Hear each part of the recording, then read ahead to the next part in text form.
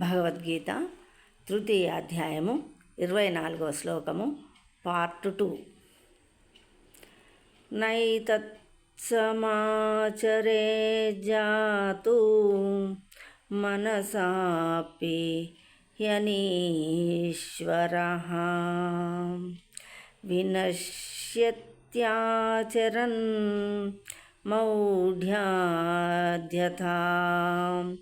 రుద్రోబ్దిజం విషం ఈశ్వరాణాం వచః సత్యం తథైవాచరితం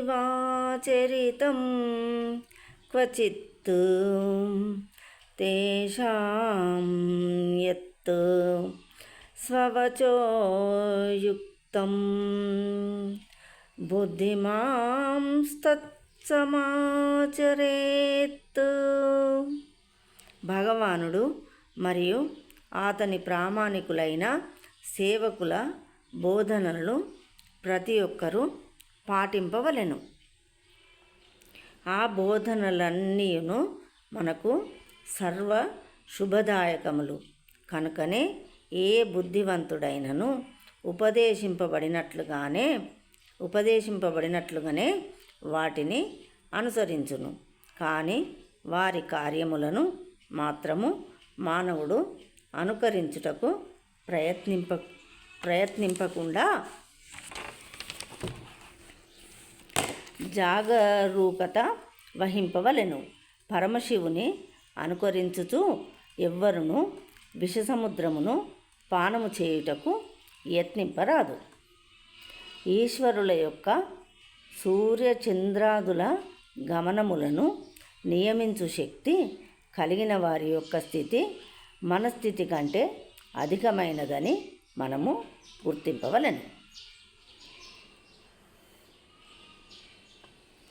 అట్టి శక్తి లేనిదే సర్వశక్తిమంతులైన అట్టి ఈశ్వరులను ఎవ్వరును అంగీకరింపలేరు.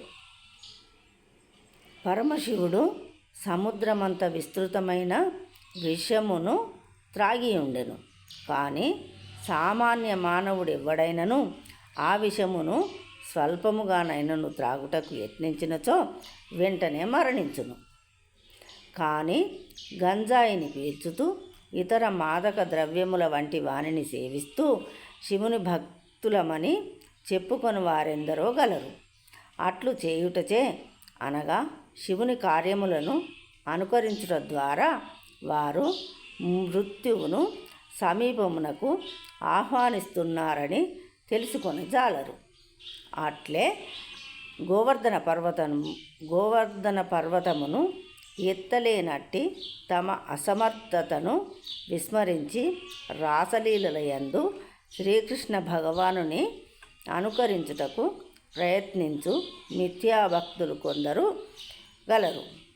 కనుకనే శక్తిమంతులను అనుకరించుట కంటేను వారి బోధనలను అనుసరించుట మానవులకు ఉత్తమము.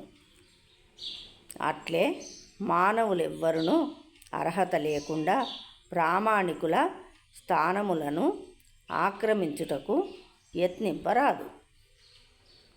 దేవాది దేవునకు ఉండవలసిన శక్తి లేకుండా భగవదవతారములుగా చెప్పుకొను అవతారములు ఈనాడు అనేకములు గలవు.